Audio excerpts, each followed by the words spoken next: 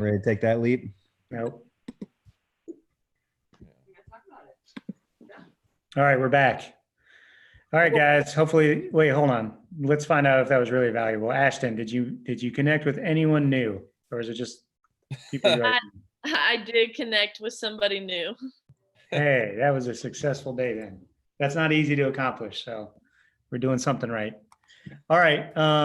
So just heads up, we're live streaming on YouTube, so don't say anything incriminating or that you wouldn't want your boss to hear. I'm not a crook. All right, let's go ahead and just get into some announcements real quick before we start like the open forum part of it. Jimmy, do you want to start us off by talking about what you've been doing with your player evaluation group? Yeah, we just finished week 2 of the player evaluation workshop.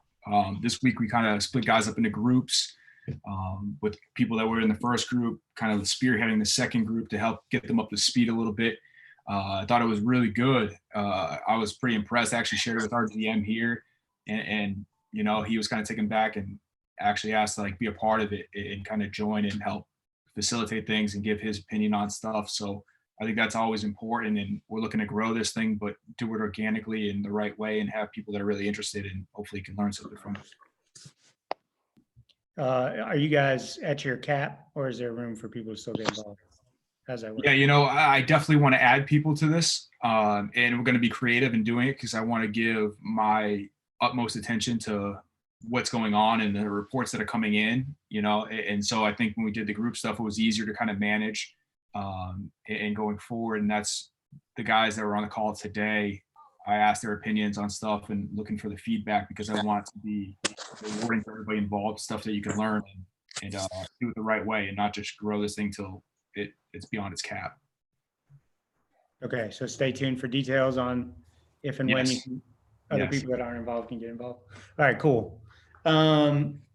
I'm super excited because we're starting a new series tonight, Fridays at 7 p.m., Women in Sports. Ashton, do you want to talk about that? And then any other panels that you have coming up or what you guys did this week?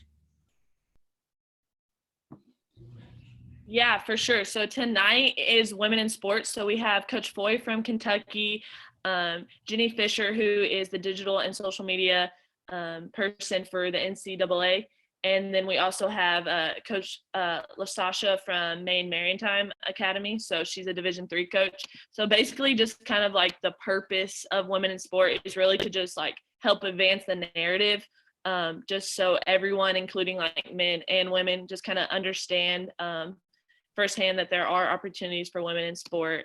So I think that's going to be really exciting. This week, this past Tuesday and then yesterday, we did 2 NAIA panels. So I thought those went really well. I think the NAIA is kind of a hidden gem and not a lot of people know.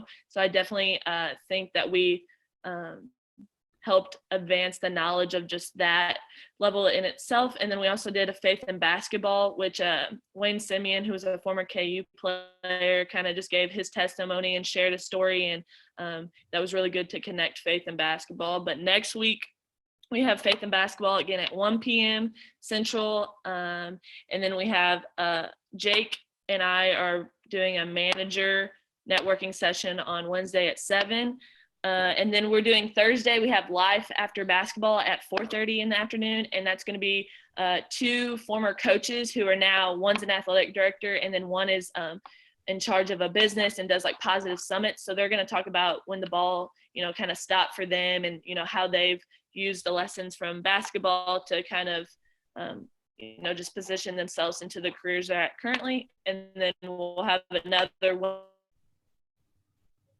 on Friday at 7. It's kind of like the rundown for tonight, and then also.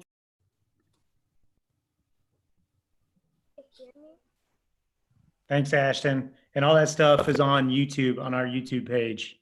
So if you guys want to go back and watch any of those panels, you can watch it there, or of course on the member site. Actually, it's not on the member site, is it? We need to post. Can we post that link? If you just copy and paste the YouTube link onto the member site, then we can. Okay, thanks, Ashton. And then David Bentley, are you on the call? I don't think he is. Okay, David Bentley's been doing his 3-level panels on Tuesday mornings. They've been great. They've been really good. So that's another, panel that you may want to tune into. I think he does it at 9 a.m. Central on Tuesdays. I'm not sure who he has on this coming week, but this past week here, he had a really good one with Richie Riley, Joel Justice, and who's your guy, Tommy at Lamar? Joey Cantafio. Thank you. Yep. They did a great job, and that's on our YouTube page as well, and on our member site. So lots of great stuff. Andy, do you want to talk about what you guys did with the book club this week and the next one? Yeah, absolutely. I thought the book club was really good. I think throughout the course of the meeting that we had, there was a total of, I think, 13 or 14 people in and out of the hour-long conversation. We did Make Your Bed by Admiral William McRaven. I thought it was really good. He had 10 points. The 10 chapters were all 10 different lessons. And honestly, the way that we kind of did it was everyone just kind of commented in the chat what their favorite chapter was. And then whatever chapter wasn't really mentioned, I kind of spearheaded and talked about the things I learned from it. And then everybody else kind of led their way of whatever chapters spoke to them and why, and the tangible things, both personally and professionally, how it related to coaching, how it related to relationships with players, how it related to the business. So I thought it was really good. I got a lot out of it, some different perspectives and interpretations from the chapters that kind of took my liking of the book and my things I gained from the book to another level. The book that we're going to choose for the month of May, we're kind of going to ride off the coattails of The Last Dance. We're going to choose 11 Rings by Phil Jackson. So if it's a book that you have read before, you're more than welcome to skim through it again and join us. If it's a book you haven't read before, I highly encourage you to do so. Like, I'm probably 3-4 chapters into it, and it's really, really good. Like, it talks a lot about the Bulls, days, but also a lot about the Lakers days too. So you're talking about some of the lessons and some of the things from Phil Jackson from, his early part of his career, but then the later part of his career as well. And the dude has 11 rings for a reason. So I think it's a really good book so far. So if you want to get it on, Audible, if you want to buy it on Amazon, it's all up on the member site. We'll post some more things about it, and we'll send out some emails. But if you want to join for the book club for the month of May, plenty of time to order and read the book. We will have on May 27th the meeting for the book club. Again, we'll post all that, but you have pretty much the whole month of May. So it's not like you have to make a decision about it right now. We just encourage you to, if you want to do it and take part in it, purchase the book, find a way to read the book, and we won't talk about it until the end of the month on May 27th. Thanks, Andy. Tommy, talk about the think tank for me. Yeah, so the think tank, I think we're going into like the 4th week coming up here this week. I think they've been good. Give everybody kind of open forum to kind of talk X's and O's that maybe they don't usually get to during the season. So this past week we did some press defenses. This week with the topics, the first topic's going to be transition defense, how you guys teach transition defense, different ideas for that. There's obviously 1,000 different ways that people kind of teach that. So any ideas on that, so you guys can start thinking. I'll put that actually in the forum so everybody can kind of see that and get reminded with that. And then we'll also talk about big development, center development, what you guys do in the off season, what you guys do during the season to work on your bigs and try to get them developed throughout the year.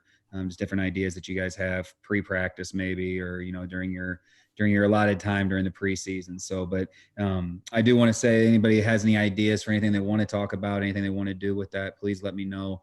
I want to make those as beneficial as possible, because I really like the way they're going. I like the way that everybody's able to converse and get different ideas out there. I've learned a ton from them, and I hope you guys are too. Thanks, Tommy. Yeah, and if anybody wants to start something new, like what Tommy's done with the think tank, or like what Ashton and David Bentley are doing with their panels, just let us know. Again, the whole purpose of our platform is to give you guys an opportunity to showcase what you guys do and help get you guys exposure so that you can advance yourselves. So take advantage of it. You know what I mean? Like, especially right now when we're all kind of forced to pause during this pandemic. If there's something that you want to take on and try to do, we'll help you do it. Just get in touch with us. The member spotlights, I think, have been really good. This past week was our second time doing it. We had Reem on there and we had Shannon Mathis. Those were great, and we'll continue to do that. And then we'll continue to do our interview workshops, which have been really good. Today got away from us a little bit. We had a guy who was great, Kevin McGinnis, but he no matter what question you asked, he was going to tell a 15-minute story. But those have been really good. And we appreciate Kevin coming on. It was great stories and great nuggets. But we do like those, and it gives you guys some hands-on experience, having to answer some interview questions and get some insight from the other side of the, of the office or whatever, from ADs and whatnot. A bunch of people have asked me for that list of sample interview questions that we kind of run through. So I'll go ahead and post that on the member site, so you guys all have that. I just posted right before we started this, I posted the partners for 2 coaches a month for May 1st. So you guys have a week till May 8th to reach out to your partner and get in touch with them and set up a phone call where you guys spend at least 10 minutes on the phone with each other. So it's really important that you guys connect with your partners, because obviously, one missed connection is two coaches not getting the opportunity. So it affects someone else too when we miss that opportunity. So make sure you guys are following up and staying on top of that as well, because that's been a really, really valuable deal when we have executed on it. And it's up to you guys to execute it. So we put the list together, we pair you guys up, but the actual connection piece, is on your shoulders. So we appreciate your diligence with that. Brandon, do you want to talk about who we have coming in next week, or at least for Monday and Wednesday of next week? Sure, Adam. On Monday, we are going to have the sports performance team from the Phoenix Suns join us. So if you guys have any questions regarding return to play, just to, again, kind of take a step back and reflect on what, what we're kind of the situation we're currently in a little bit, and then what it's going to mean when we try to get back into it. So if you have questions about, and they can even be specific questions regarding your program. Obviously, some of us have more resources than others in terms of leaning on people that are experts in that area. So definitely take advantage of the staff that we've got coming in to talk to us. They're going to have probably a little bit of information ready for us, but mainly want to make it more interactive and maybe answer specific questions that you guys may have. And then Wednesday, we've got 2 agents that represent kind of a very, very broad range of players, many of which are actually playing overseas. So good opportunity to ask questions about how potentially you help your graduates either, pick an agent, or how to go overseas, kind of what that whole process looks like, and what agents are really doing behind the scenes in terms of trying to find clients and what that process is like for them. So that's the plan for at least Monday and Wednesday. And then Adam, I don't know if you want to get into what we've got going on Tuesday and Thursday, or just hold out until we can confirm everything. Yeah. So Tuesday, still working on getting a guest for Tuesday. We were thinking about Tuesday, Cinco de Mayo. We were thinking about doing like a happy hour. So if there's interest in that, maybe shoot something in the chat to us right now, if you'd be interested in having a margarita or whatever. And then Thursday, we've got Earl Grant, the head coach of College of Charleston, is going to do a breakdown of one of his games. So we've been doing that. We did it this week with Ryan Pannone of the Erie Bayhawks. I thought it was phenomenal. And we did with Brad Brownell. We did it with Chris Hollander of Missouri as well. I think it's definitely a format that I love it. I think we're going to make sure it's just head coaches, because I think the difference between what they see and assistants are just, we want to get like that to like the feel and the momentum and why they made substitutions and why they called timeouts and stuff that really only head coaches can speak to. So Earl, for those of you guys that don't know him, first of all, he's had a ton of success at College of Charleston. He's one of the best people I've ever met. He's also freaking hilarious. And you could probably just sit there and listen to him talk, but It'll be great content. And he does, he'll be great with that like feel of the game and momentum and emotions and why he made certain decisions. So that'll be Thursday. Man, that's we got a lot of announcements. It took like 20 minutes just to get through the announcements. It's a lot of stuff. Is there anything else anybody wants to announce or make everyone aware of before we move on? Well, Adam, I remember I was talking to you about this. I was planning on hosting a Zoom call about the college recruiting process for high school players and parents and coaches. And I ran into a bit of a roadblock because there was some coach who was worried about it becoming a conflict with compliance. So I'm reaching out to some schools' compliance, but I might just have it be a NAIA and JUCO panel with one coach who was a former D2, and I will have him touch on that. But I think that the date and time that the one coach said that works best for him, that other coaches confirmed as well, is going to be May 6th, probably at 8:00. And I'll try and send that to you once it's officially finalized, but that's what I'll be doing. And we're probably just going to have it be live streamed on YouTube. Okay, perfect. Yeah, just go ahead and post that information when you have it. And Dylan, make sure you text me. Do you have my number, Dylan? No. Okay, I'll shoot it to you. I mean, I'll tell it to you right now. I'll put it in the chat. How's that? Okay. Make sure you text me this weekend so we can put it on the schedule that we release. Okay. Yeah. Anything else in terms of announcements? Okay, cool. Well, let's get into like the open forum, open conversations and whatever. Let's start with this week. Is there any, like, what was your guys' favorite? Was there like a nugget or a takeaway that you got this week that really, really, struck you and you're going to kind of implement right away?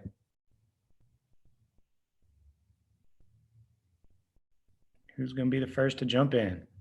Well, I thought Matt's Photoshop seminar was really great. I really enjoyed Stan Van Gundy when he talked about how the relationship changes when you're both management and coach at the pro level. I realize that's the question I asked, but that's also because it was the relationship I was most curious of. And him being able to be just upfront and be able to tell players, yeah, we were trying to trade you. That's just, it's just a reinforcement of how important honesty is. He tells it like it is, for sure. I love that. Like his conviction was so strong, which is so important.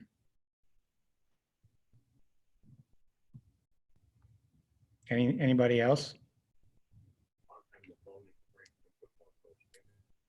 I thought Stan Van Gundy was phenomenal. I thought Ryan Panone's thing was phenomenal too.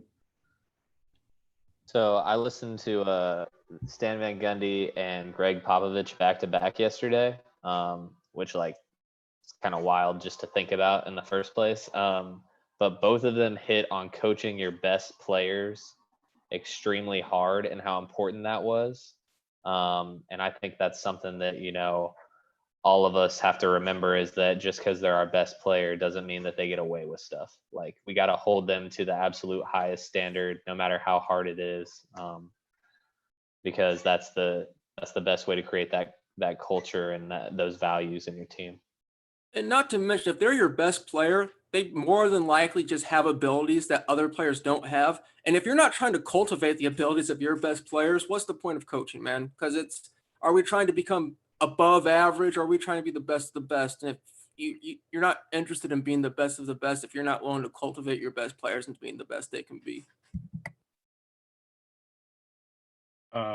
Just to piggyback off of that, I was in a Zoom call with Toyelle Wilson from University of Michigan, and she was echoing somewhat of the same thing about coaching your best player and holding them accountable, and how that sets the tone for the rest of the team as well.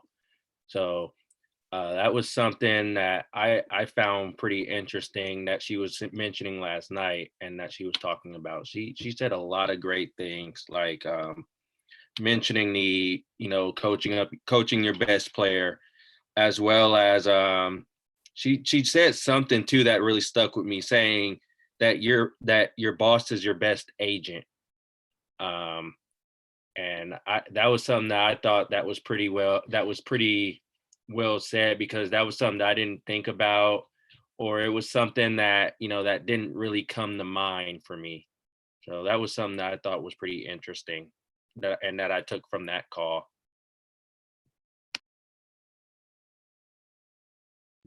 Yeah, I like that. Your boss is your best agent, for sure. Anybody else have anything from this week that they?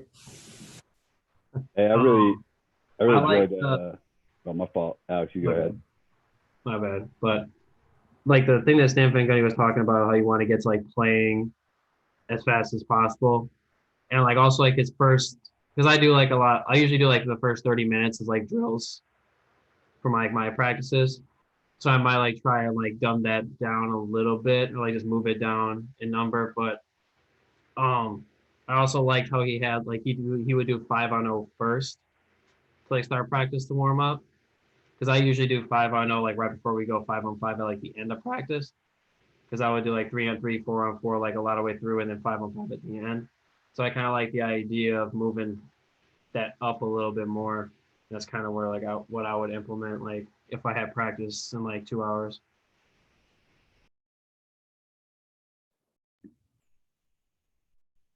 Yeah, I was gonna say, if you guys have free time this week, I would encourage you to join Jimmy's thing, looking at mock stuff for players. I thought it was really fun. We haven't had basketball in so long. It was nice to get back on Synergy and watch some game film, especially on some really, really talented guys. And then just connecting with a group project. I'm not always someone who's great at group projects. So working through that struggle. And then our group, we ended up talking for like 2.5 hours or some ridiculous time frame on Tuesday about players, and then just kind of about each other's pathways where we were at. So that was really beneficial.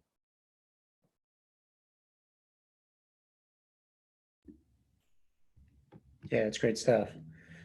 I forgot to mention, how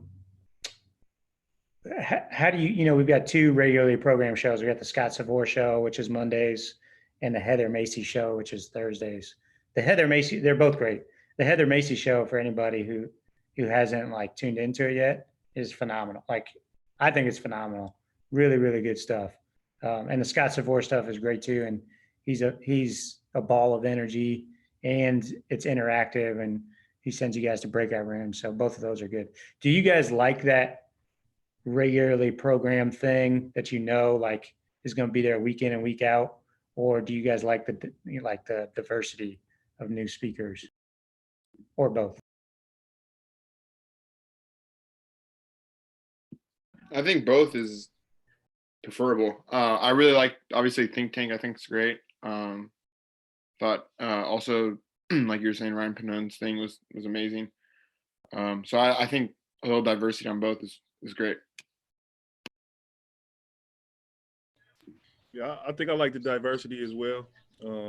The days where you get a new splash of things, and then the days where you're going to consistently build on something over a period of time. I'll just echo with you, Adam. I think the 2 feet in with Heather is awesome. And awesome from a standpoint that she talks about being a head coach at different levels, her thought process through things. One of the big things she talked about this week was alignment, and different ways to get assistants aligned, players aligned, people who may not be in the whole time. And just to hear that from someone who's been at all the levels and their thought process through it, I think has been super beneficial.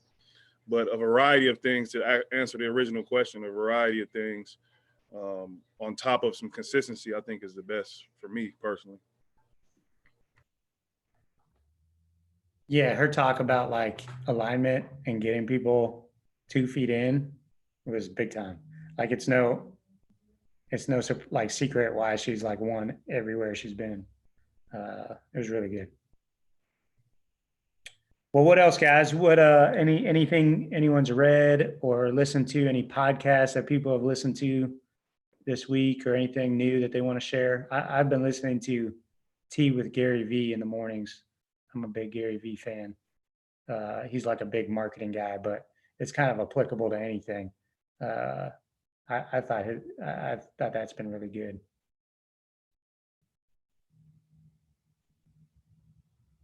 Everyone's quiet today. Hey, someone recommended Outer Banks last week on Netflix, unrelated to Amazing. basketball. Yeah, you got to watch it. It took me and my girlfriend binged it in like literally a day, like all Sunday. Definitely would recommend. Highly recommend. I watched it the whole season from like 11 p.m. to like 4 a.m. last week. It was great. My wife's been watching Stranger, and she said it's amazing. Has anyone seen that? So it's really good. But I don't always see eye to eye with her Netflix shows. So I actually just ordered a new book. It was the Urban Meyer on leadership. I don't know if I just got it in today, so I don't know if anybody knows about that or any like feedback on it, but I already ordered it. So I guess I really can't go back against it, but I didn't know if like anybody had any good news on it or. Yeah. I make our team read it every year. I got. Do you really? Okay. I saw a bunch of great reviews, so I had to go with it. And it's Ohio State, and I'm an Ohio State fan. Sorry to be that person. I don't know who talked about the Finding Mastery podcast, but that I've been listening to those. Those are awesome, by the way. So if you guys have a chance, the Finding Mastery podcast on Spotify are awesome.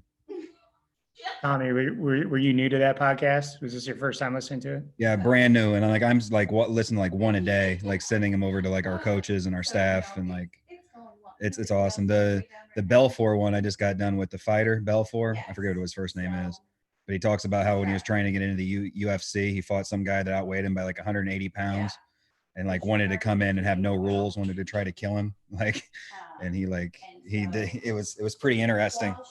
You know, he just talked about how he had to fight his fears and everything like that. So it was pretty cool. But no, those are the first ones that I've done. Pete Carroll's awesome on those. You know, there's some good ones there. What was it called, Tommy? It's called Finding Mastery. Okay. If you go on like Spotify, you can find it. It's I don't know if anybody has Spotify, but he's got like probably, Adam, how many does he have? He probably has over 200 different ones. Yeah, he's got I think over 200. There's an episode, Tommy, with a guy named Kevin Carroll. We actually had him on our podcast too. It's amazing. Like you'll be glued to your phone or whatever. Yeah, no, they're usually like an hour and 15 minutes each probably, but like you just get like enamored with them. You just can't stop listening to them. So Pete Carroll, the two Pete Carrolls are really good. And the Steve Kerr one's really good too. He's got one with Steve Kerr that's really good. Yeah, the first one with Pete Carroll is like I've listened to it like 3 times. Right. Have you listened to the one about grit with the lady from, I forget what school it is, but she talks about grit. I just started to get into that one a little bit today, but it got interrupted by a 2-week-old baby. So, but I haven't, but the lady, and I can't think of her name. Duckworth. I know, what is it? Her last name's Duckworth, I think. Angela Duckworth. Yeah. I know Clemson basketball was having her work with their team. Right. And they said she's been big time. Yeah. So I would highly suggest, that Finding Mastery podcast, if you guys have some time to listen to that. Kevin Sutton sent me a book recommendation, Dare to Lead by Brene Brown. I don't know if you guys know Brene Brown, but she's like a leadership coach or speaker or whatever.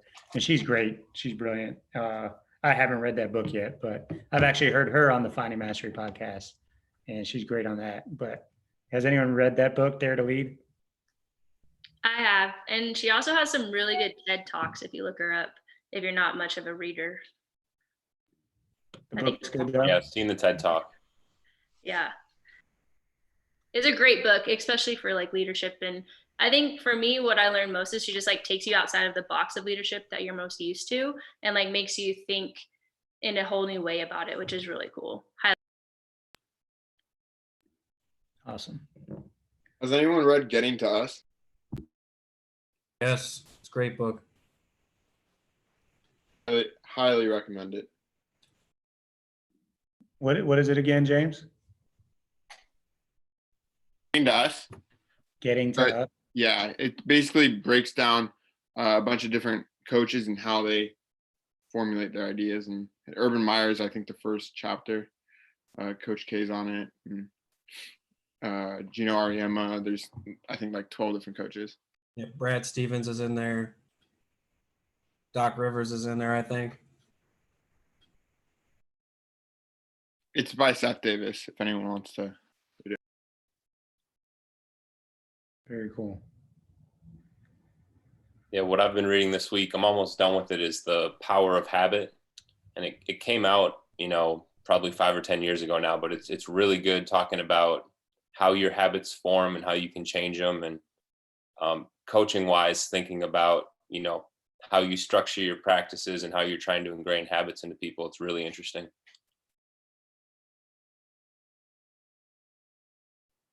I think Andy's book club had the Energy Bus too, right? That's another Yes. good one. I would highly suggest Extreme Ownership too. I know that I think I brought that up before, but honestly, one of the best books I think I've ever listened to. But just the whole Navy SEAL mindset of everything and the way that they lead, and it really and I do it. I don't know if anybody knows Jocko Willink, but then I follow him on Twitter then, and like everything that he talks about in that book, he lives on like social media too. So it's like it's not bullshit. Like what he's saying, in the book, and the way that he leads and the way that he lives his life is the way that he lives his life in real life too. So I would highly suggest that one, Extreme Ownership by Jocko Willink. I just went through it for the third time, and pick up something new every time. So that's one I really like. Ashton, how did you just do the clapping hands there? It's on the bottom of the screen, and you're going to see participants, chat, share screen, and then to the right is reactions. What? Game changer right there. Wow. Game changer. All right. Sweet. Man, I lost my train of thought. I got distracted by that. Tommy, how's your little girl doing? Man, she's the best thing I ever done, man. I mean, she's unbelievable. It's 3 hours of sleep here and there, but man, I tell you, it's worth every bit of it. So she hasn't done anything wrong for the next 21 years already. So we're good to go. But no, wife's doing well. It's been a blessing, man. And everybody says #blessing, whatever. But having this virus and having to stay home and kind of being forced to be here has been the best thing ever, because I just I get to spend time with her and my wife every day, and otherwise I'd be in the office by now and trying to figure it all out. So it's been great, and thank you guys for the prayers and support. We had a little bit of a rough start. She had to go back into the hospital last week, get some stuff done, get some testing done, but put on her light, and they wouldn't let me stay in the hospital, so I'm a wreck, and trying to figure out how I'm going to pay for bail when I broke into the hospital and tried to get back in. So but no, it's good. I appreciate you guys' prayers and thoughts, and she's part of the Rising Coaches family for sure, and she's going to be around basketball for the rest of her life probably. So I appreciate the thoughts and prayers. Awesome. Congrats again, Tommy. Anything else big going on in anyone's life? Any babies or weddings or anything like I that? see you tossing around these reactions. I know for the next 3 weeks that I'm on here, I'm going to see you just overusing that. Absolutely. I was gonna add, we were talking about Coach Macy earlier. She just dropped like 10 episodes on her podcast. She made a 2 Feet In podcast today. So I listened to like 3 of them. They were good. Who'd you have on it? I forgot that was today. She had on it, I just pulled it up. Let's see if I can share my screen.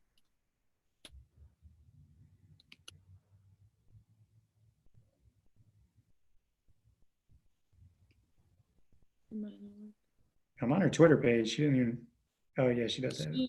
Yeah, she put it on Twitter and Instagram. I listened to Coach Donnie, who's in the G League. Then she had Karen Trusk.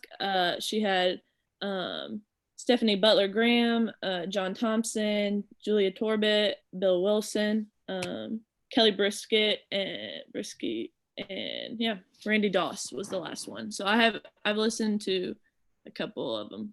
Yeah, Nice. 3. So they were good. Very cool.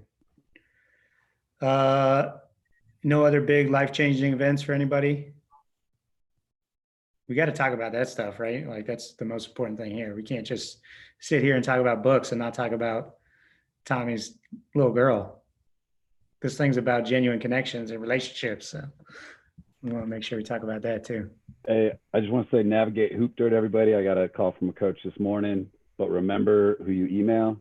So first I didn't even remember applying for the job, but I finally got one. So actually got on an interview train this morning.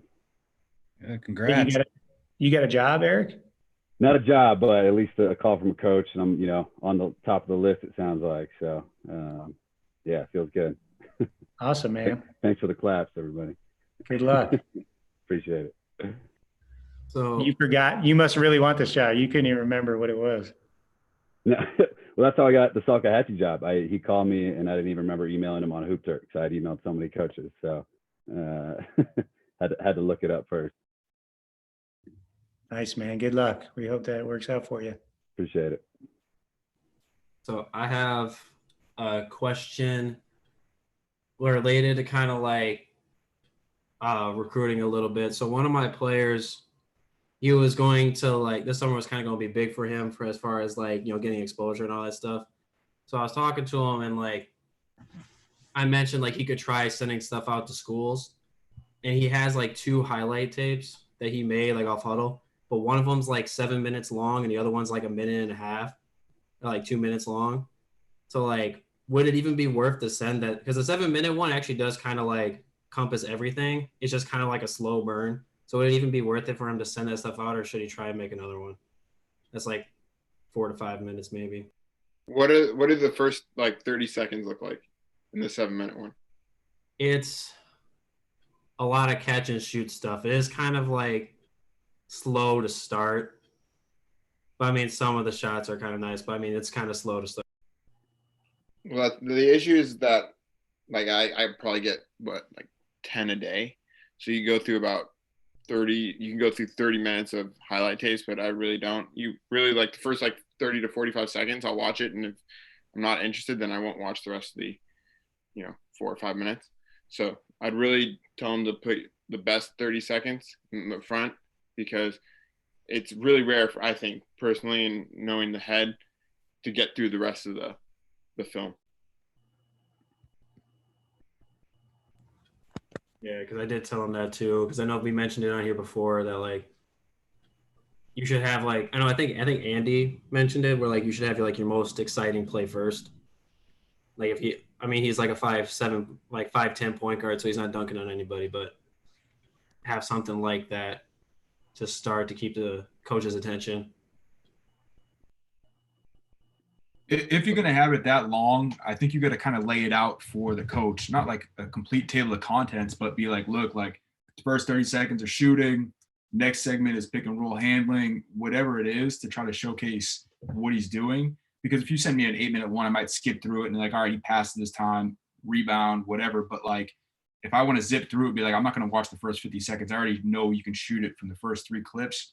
If I can fast forward to 2:30, all right, see you pass the ball, how you move, if you can dunk the ball, whatever your athleticism is. But if you can do that, then you might get a better hit rate back as far as what people are looking at.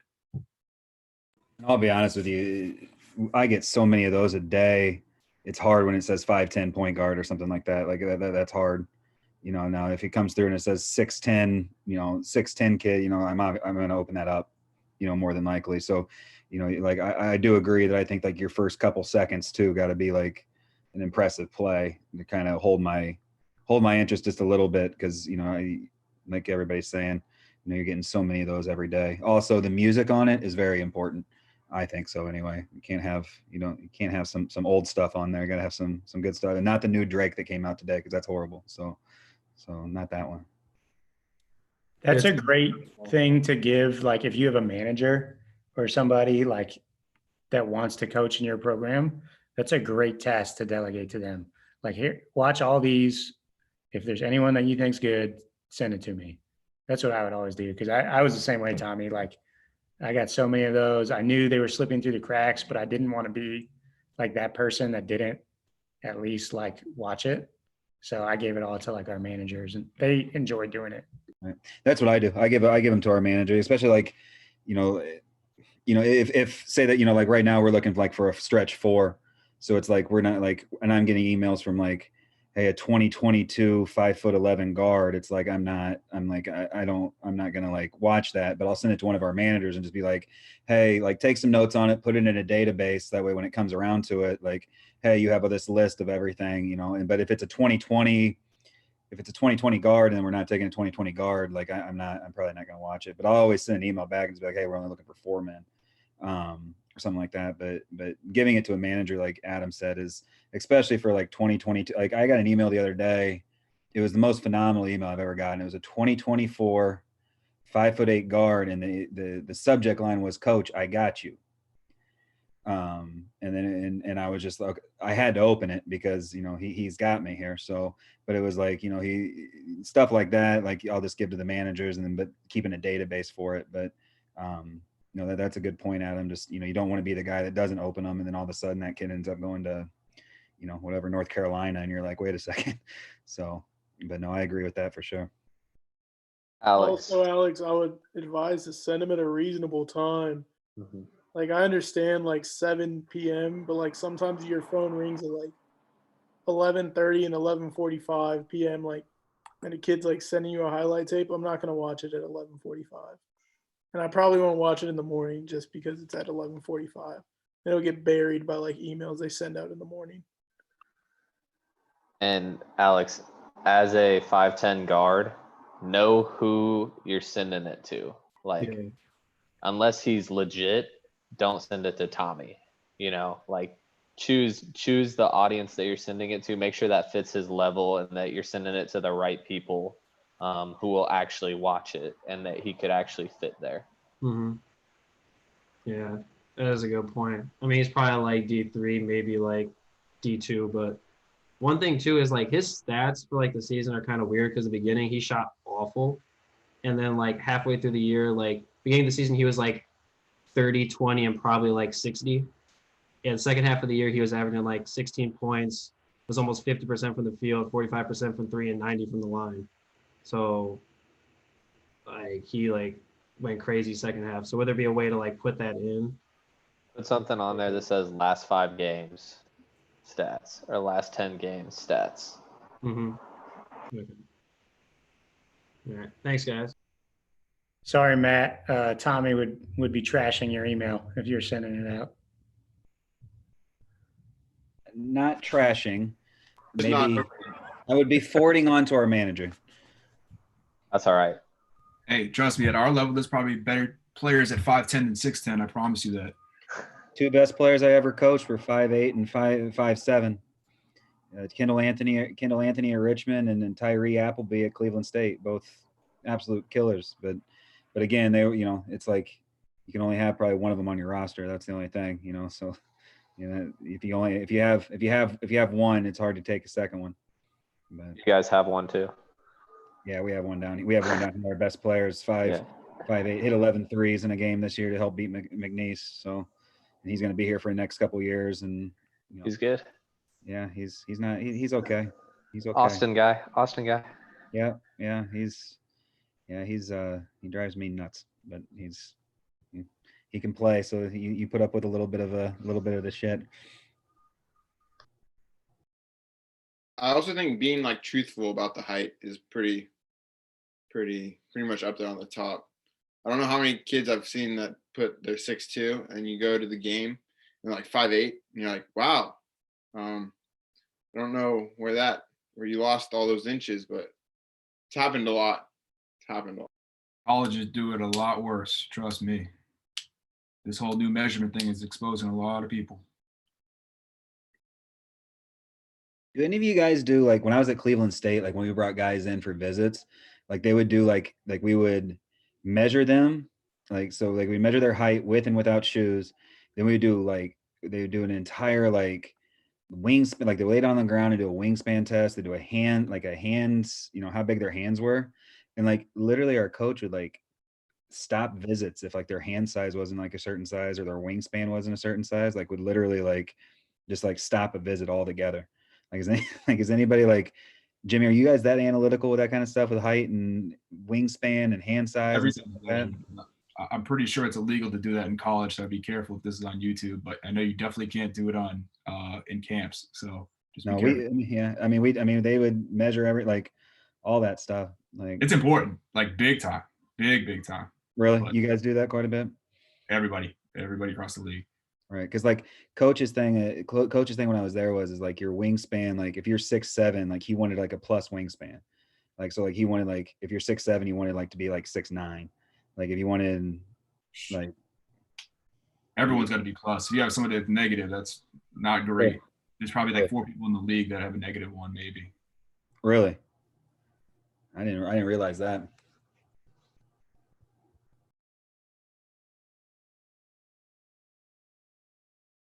Well, what else, guys? Anything else anyone wants to share, or you guys want to wrap it up for the weekend? What do you guys think?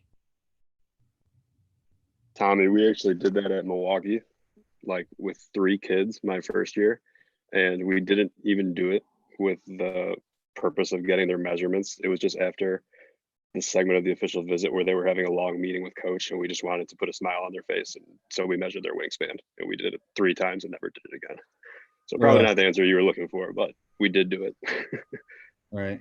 Yeah. No, I mean, I'd never heard anything like it. And it kind of made sense. Like, I guess like he wanted like hand size because he's like ball control. Like there's like a direct correlation between like ball control and hand size. Like if you have small hands, like you can't like, dribble the ball as well or, shoot the ball as well. But if your hands are too big, you can't shoot it as well. So there's like a perfect hand size. Jimmy, you know anything about that in the G League?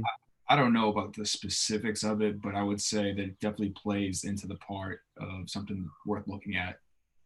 But Right. maybe not like wingspan and stuff like that. Body composition will play much more of a role, but definitely a factor.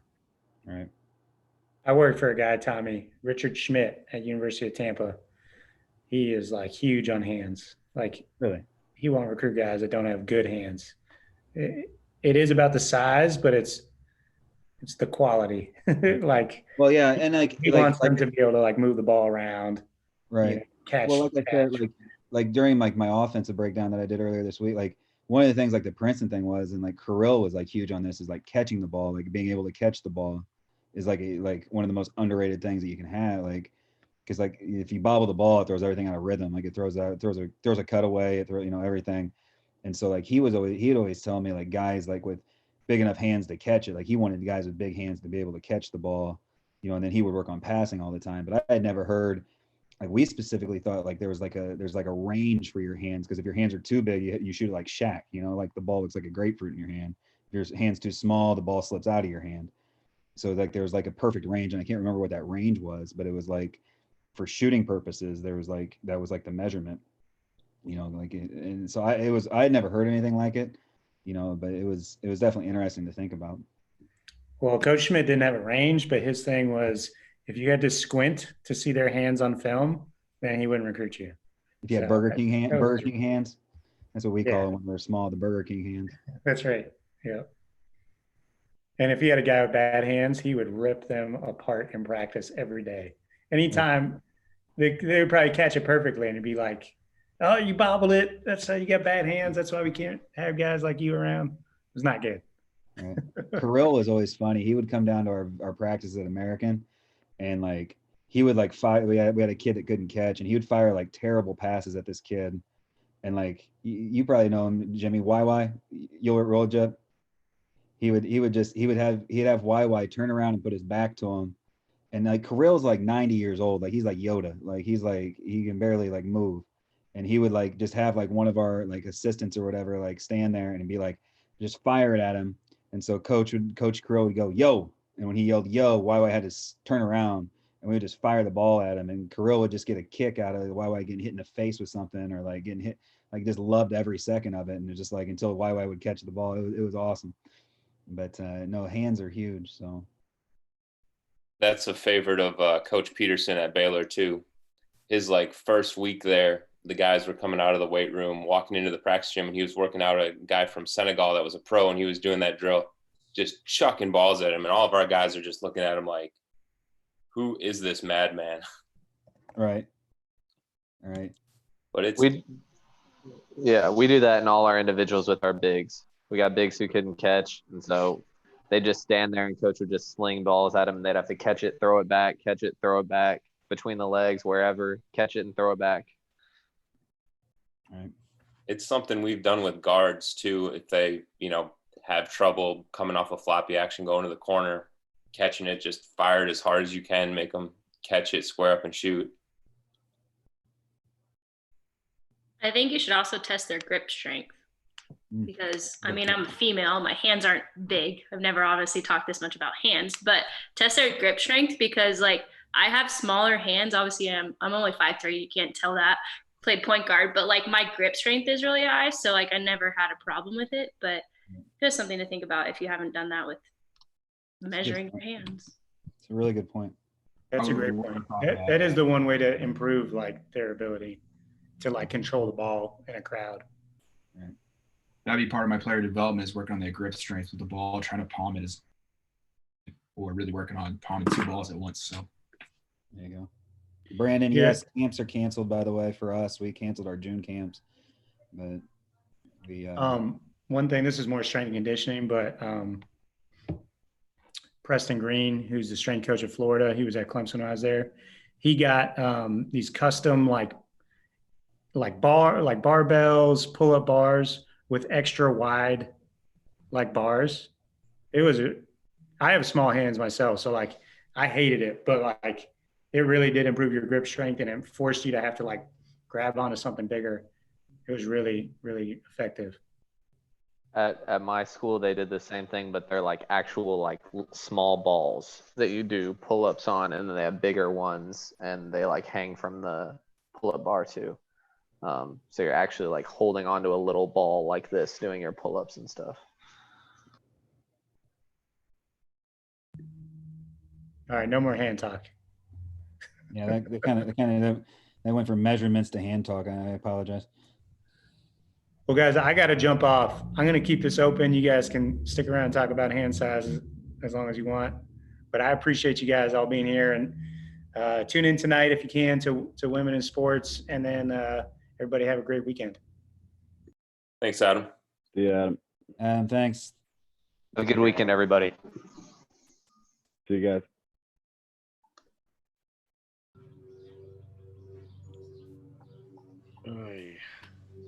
Man.